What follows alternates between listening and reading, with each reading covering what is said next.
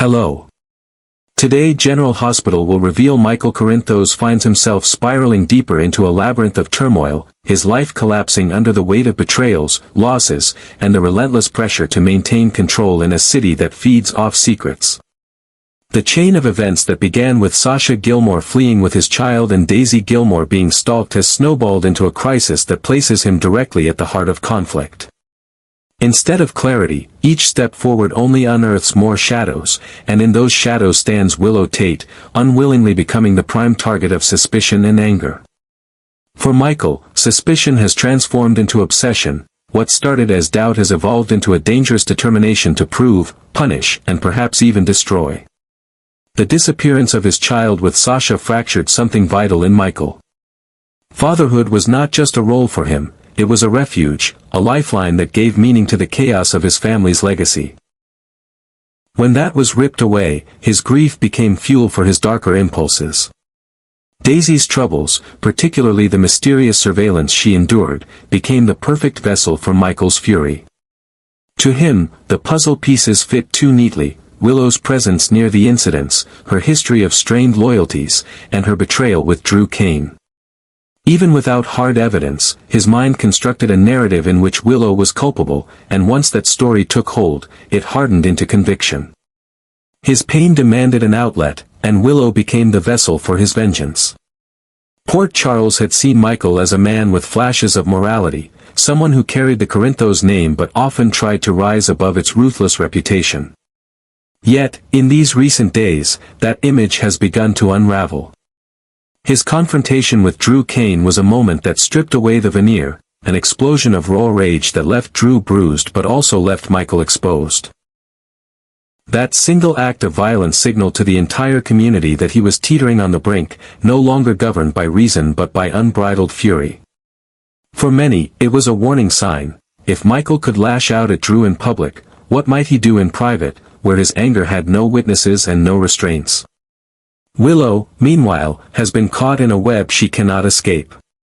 Her life had already crumbled in the wake of her broken engagement with Drew, the shocking revelation of his infidelity with Nina Reeves, and the loss of her place as a mother. Every blow weakened her footing, and now, with whispers of her being Daisy's stalker growing louder, she finds herself on the edge of collapse. What makes her situation even more perilous is that she doesn't yet fully comprehend how tightly suspicion has coiled around her. Michael's anger, Nina's unease, and the quiet investigation led by Dante Falconeri all form a triad of pressure bearing down upon her. Nina's doubts carry a unique sting. As Willow's mother, Nina oscillates between defense and suspicion, torn by the scars of their complicated history. Though she might wish to protect her daughter, the seed of mistrust has been planted, and every instinct tells her to keep watch.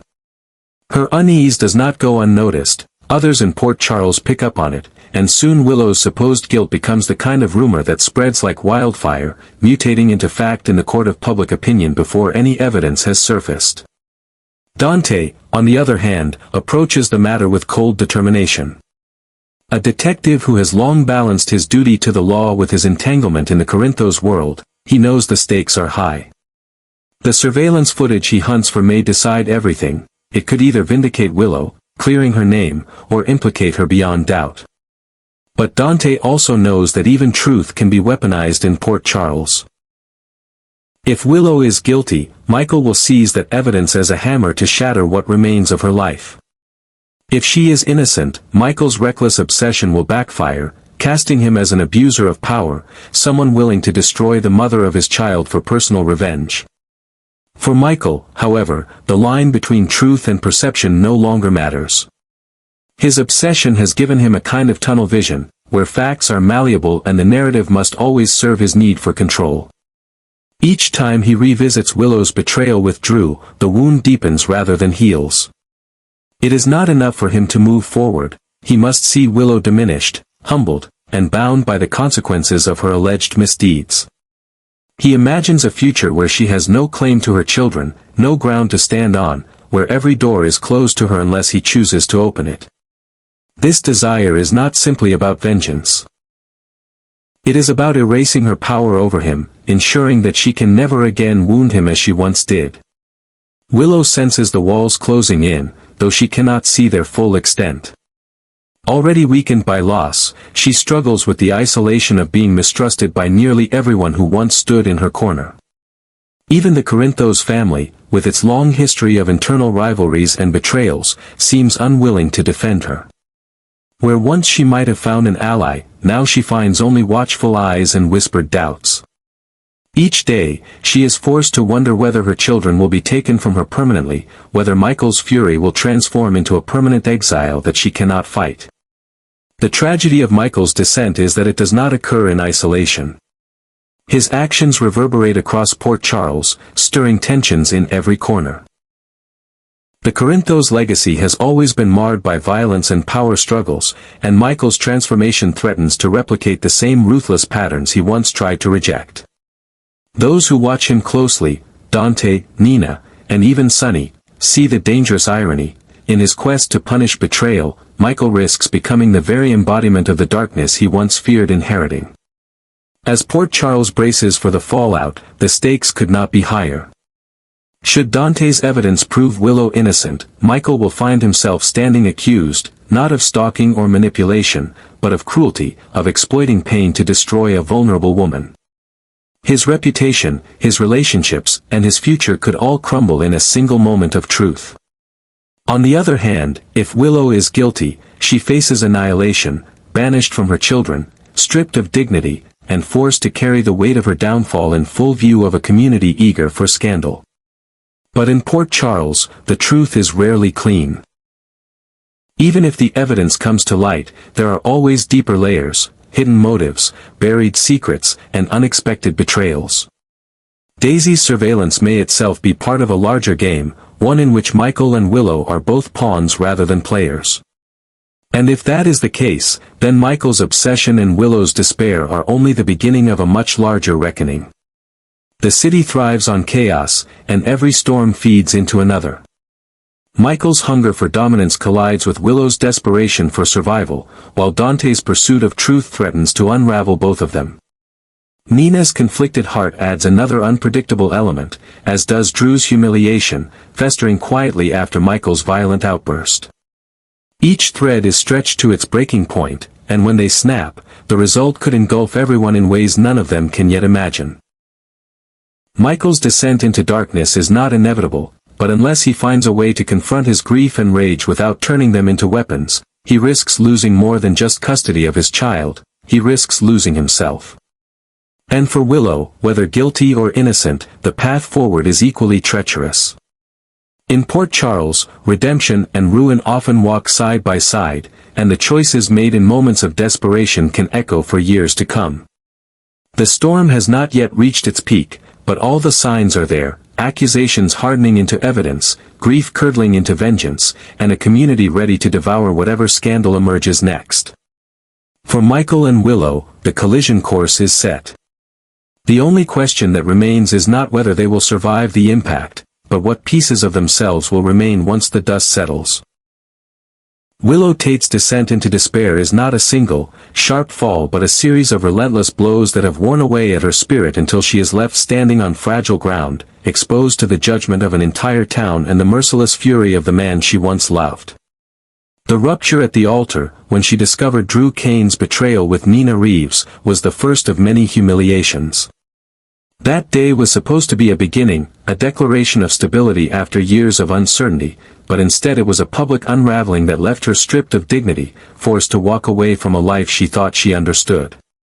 The betrayal shattered not only her trust in Drew but her belief in love itself. Trust, once broken, rarely returns whole, and Willow learned this in the harshest way possible.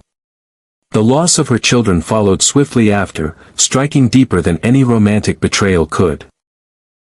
To be denied the role of a mother, to feel the absence of small hands reaching for hers, was a wound that bled daily. Every hour away from them was another hour of suffocating helplessness, a reminder that her mistakes and the machinations of others had torn from her the one thing she valued most. The very identity she had clung to, mother, protector, guide, was ripped away. That pain alone could have destroyed her, yet Port Charles was not finished tightening the noose. When Daisy Gilmore's life became shadowed by a mysterious stalker, suspicion fell on Willow like a stone from the sky. Whispers began in the corners of coffee shops and hospital corridors, whispers that carried her name. She was seen too close to Daisy at the wrong times, her movements too coincidental, her motives too conveniently obscured. To those who already distrusted her, it was confirmation of a darker side they had always suspected. To Michael Corinthos, who carried his own wounds and grudges, it was fuel. In his eyes, Willow's betrayal with Drew had never been punished properly. Now, with Daisy's ordeal, he saw the perfect pretext to tighten his grip and exact the retribution he had long craved. Michael's fury was not the impulsive rage of a man who lashes out in the heat of the moment. It had hardened into something colder, more deliberate. The violent outburst against Drew, a punch that left Drew bruised and humiliated, was a symptom of this descent, but it was not the true danger. The true danger lay in Michael's ability to channel his anger into control. He was no longer simply angry with Willow, he was determined to dominate her, to render her powerless in every sphere of her life. If Dante Falconeri's investigation uncovered even the slightest evidence of Willow's involvement in Daisy's stalking, Michael would wield it like a weapon. For Willow, the thought of Dante's camera footage surfacing was a nightmare she could not escape. The detective's reputation for integrity made it certain that he would follow the evidence wherever it led, regardless of personal entanglements. If her face appeared on that grainy surveillance, if her presence could be tied to Daisy's torment, the repercussions would be catastrophic. Michael would gain leverage not just in custody battles but in every interaction thereafter. He could silence her with the mere threat of exposure, stripping away her agency, forcing her into submission. Even if her actions had been innocent or misunderstood, the stain of guilt would linger forever in the eyes of Port Charles, a place where reputations once tarnished are rarely restored. The tension with Nina only deepened the torment. A mother's intuition is often framed as protective, but Nina's intuition cut both ways.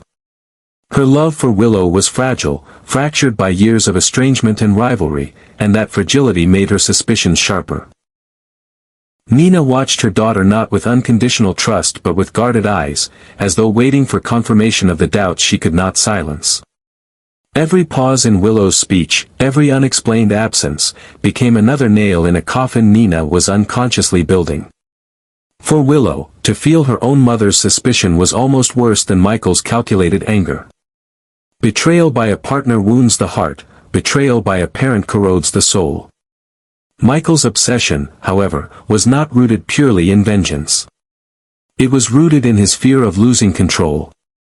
With Sasha gone, with his child taken from him, with his name increasingly tied to violence and scandal, he grasped at power wherever he could find it. Willow became his battleground. By subjugating her, by turning her into a scapegoat and a pawn, he could reassert himself as master of his fate. In his mind, punishing Willow was not only justified but necessary.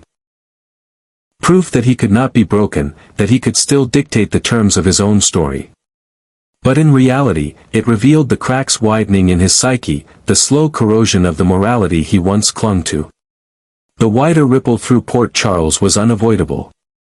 Dante struggled with the ethical weight of his investigation. He knew what the evidence could unleash. The destruction of a woman already battered by loss and the empowerment of a man whose motives were as much about personal vendetta as justice. Yet his duty was clear. The law demanded truth, and Dante was bound to deliver it, no matter how corrosive the outcome. Those closest to him feared the cost. If he exposed Willow, he would deliver her into Michael's hands. If he exonerated her, he would risk Michael's wrath for undermining his vendetta. Either path promised destruction. The atmosphere in Port Charles grew heavier by the day. Every conversation in hushed tones carried Willow's name. Every glance she caught from neighbors or former friends seemed to carry judgment. She felt it pressing in from all sides, the suspicion of her mother, the relentless anger of Michael, the watchful pursuit of Dante. Her isolation was nearly complete. Once a woman defined by compassion and quiet resilience, she now felt herself dissolving into shadows, stripped of allies, stripped of hope. What Michael failed to see, however, was the danger of his own course. In his quest to control Willow, he risked revealing a darkness in himself that could not be ignored.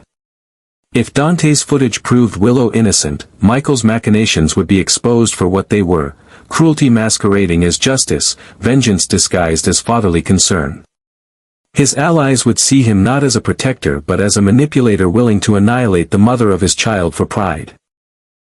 Even Sonny Corinthos, who had long balanced the scales of power in his family, would have to question whether Michael's descent into ruthless obsession had gone too far. And yet, if Willow were guilty, the price would be no less devastating. Her children would one day know that their mother was destroyed not only by her own choices but by the relentless hand of their father. They would grow up under the shadow of that knowledge, and Michael's victory would forever be tainted by the wreckage it left behind. In Port Charles, nothing is ever simple. The truth is never pure, and justice is rarely clean. Every scheme, every betrayal, every attempt to seize power unleashes consequences that ripple far beyond the intentions of those who set them in motion. Willow's despair and Michael's obsession are not isolated stories but part of a larger tapestry of cruelty and survival that defines the town. The storm gathering around them promises to consume not just their lives but the lives of everyone tethered to them. As Willow stands at the precipice of ruin, she clings to the faint hope that truth might one day vindicate her, that her children might see her not as the woman Michael painted her to be but as the mother who fought, however imperfectly, to stay in their lives. Michael, meanwhile, marches deeper into his darkness, convinced that control is strength, blind to the possibility that in destroying Willow, he may be destroying himself. The collision is inevitable. Evidence will surface, alliances will fracture, and reputations will burn. In the end, neither Willow nor Michael will emerge unscathed, for in Port Charles, vengeance always extracts its price, and no heart, however hardened, remains untouched by its cost. Willow Tate moves through her days unaware of the scale of the scrutiny closing in on her, but she feels its weight like a chill in the air, a presence she cannot see yet cannot escape.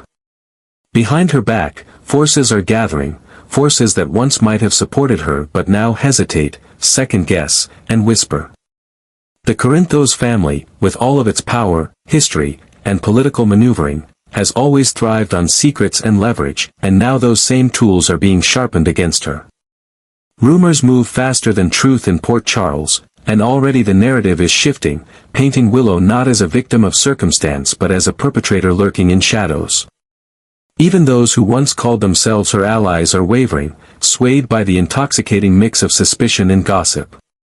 The change is visible in the smallest gestures. Friends avert their eyes when she enters a room, conversations falter into silence at her approach, and she feels the weight of every glance, every murmur, as though the entire town is complicit in her slow unraveling. Port Charles has never been forgiving to the weak. Its residents are drawn to blood in the water, circling like predators whenever vulnerability shows. Willow's failures, magnified by scandal and betrayal, make her the easiest target. With her marriage broken, her children at risk, and her reputation collapsing, she has become prey, isolated, defenseless, and dangerously close to being devoured by the very community she once called home. Michael Corinthos, meanwhile, slips further into a labyrinth of his own making. What began as suspicion has hardened into obsession, and what was once an emotional wound has calcified into a weapon. He believes himself in control, believes that by twisting doubt into leverage he can dominate the outcome. Yet every step deeper into vengeance erodes the clarity of his judgment. He confuses power with victory, control with justice, and does not see that the trap he sets for Willow may ultimately ensnare him as well. His anger blinds him, convincing him that he holds the upper hand, yet the truth has always been fickle in Port Charles, and once Dante Falconeri delivers the results of his investigation, all illusions of control may collapse in an instant. The risk for Michael lies in his own miscalculation. If Dante's evidence proves Willow innocent, Michael will stand revealed not as a protector of his child but as a manipulator who weaponized suspicion to destroy a woman already drowning in despair. His allies, his family, even the broader community would have no choice but to see him as cruel, abusive, and unworthy of the trust he has demanded. It would fracture his image, alienate him from those whose approval he craves, and leave him exposed as a man undone by his own bitterness. For Willow, the opposite danger is just as catastrophic. If the evidence confirms the rumors, her downfall will be total. Her ties to her children would be severed beyond repair, her already fragile dignity obliterated, and she would become a pariah in a city where reputations are currency. Michael would seize the advantage without hesitation, driving her out of her children's lives and ensuring her silence by wielding proof like a chain around her neck. She would not simply lose, she would be annihilated. The future of both now hangs on a fragile thread stretched taut between truth and deceit.